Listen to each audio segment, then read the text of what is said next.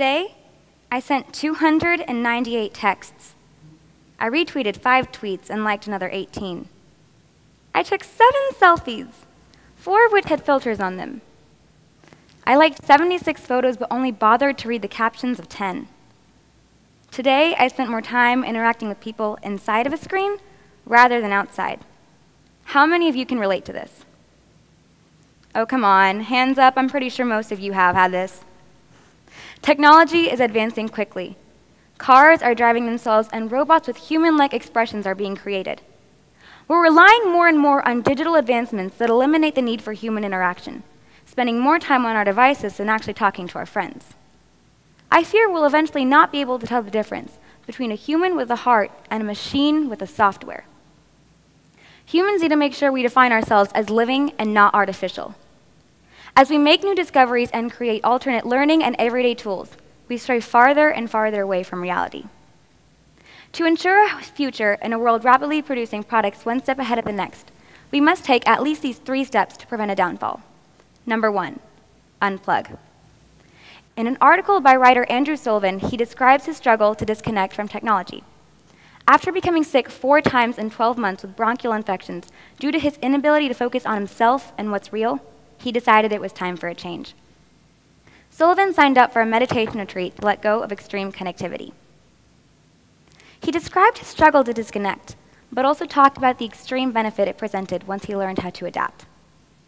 Sullivan later wrote about a small but precise 2015 study the Huffington Post did on 23 young adults. Participants were found to be using their phones 5 hours a day at 85 separate times. Most of these interactions were for less than 30 seconds. But they add up. They thought they used their phones half as much as they actually did. This shows that we are not all aware of how much time we spend living in a screen. But whether they were aware of it or not, studies show that technology had seized around 1/3 of these young adults' waking hours. In many studies, it has been proven that more time connected through phones, tablets, and television equals higher rates of obesity, depression, and anxiety. We don't take the time to look out for our health because we feel that the more we work out, the more we miss out on. Many young adults and children are spending more time in front of a screen, and one YouTube video leads to the next, and we end up sitting for hours straight watching cat videos. Media such as Instagrams and Facebooks can cause depression due to the posts that people filter their lives through. Normally, the tough times are not seen by a follower who only connects to friends through the media. This leaves people questioning why others' lives are so great and doubting why ours isn't. Many studies have proven that belonging to community groups in which people interact with peers on a regular basis can help to relieve this form of depression. In a list published with the help of psychologist Deborah Serrani, it mentions media as one of the 6 things that help to worsen depression. A recommended fix to this was to only read selective posts and articles and read what one's comfortable with. How many of you have a smartphone on you?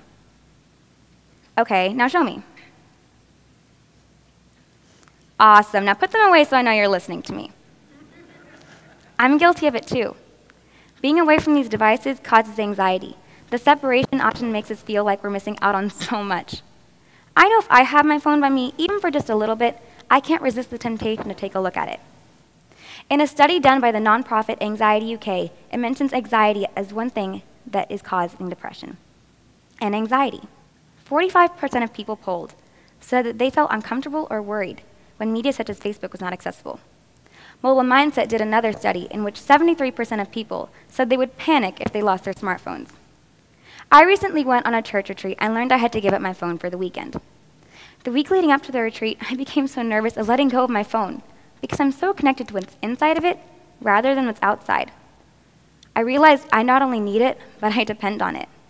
I view it as necessary to check time, take pictures, or for light. But the retreat allowed me to see that there are healthy alternatives: watches, cameras, and flashlights. For whenever we turn on our phones to just check the time, we end up on media and texting people instead. We need to unplug from our forms of technology, make room for less virtual reality and more reality, less FaceTimes and more face-to-face. The second way to ensure a healthy future is to meditate. Unplugging doesn't just mean letting go. It means taking the time to let go of what isn't real and come back to what is. You. It goes back to the traditional style of making time to relax. With the future presenting new creations, we need to steady ourselves for them. If too much is thrown at us too quickly, we will become overwhelmed with the prospect of how to use them and how they will affect our everyday lives. To mentally prepare, we should take at least 15 minutes each day to be in silence, reflect over our day, and think about where we're going. I'd like you all to close your eyes just for 15 seconds and try to disconnect. Don't think about anything other than yourself, and I will let you know when the time is up.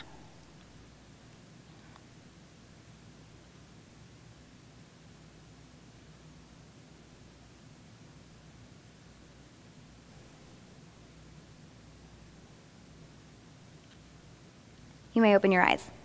How many of you had trouble disconnecting, even for just a short period of time? A few, okay. It can be hard, but it is essential to keeping true to our human spirit in a quickly changing society.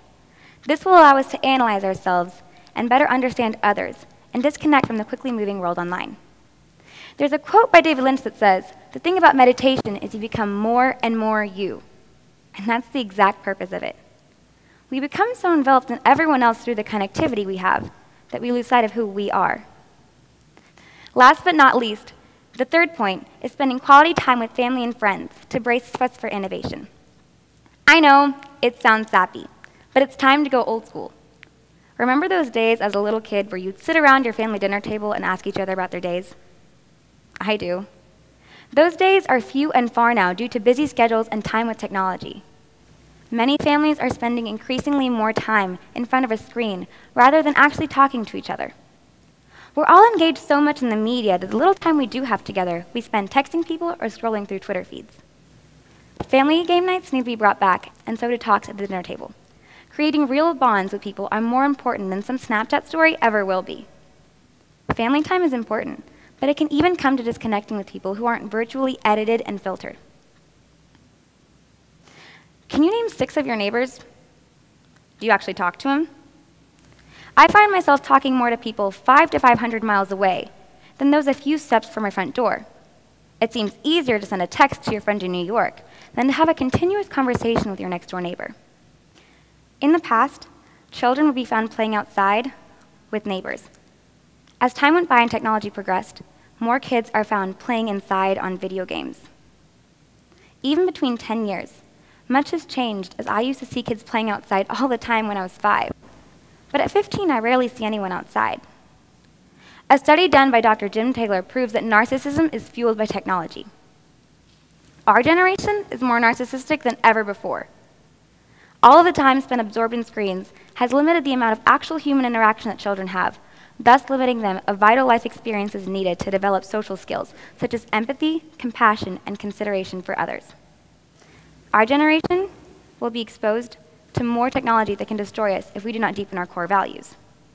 In the article, it mentions that social media does not necessarily create narcissists, but may provide new venues to reinforce narcissistic tendencies. Mobile technology may be transforming us all into raving narcissists.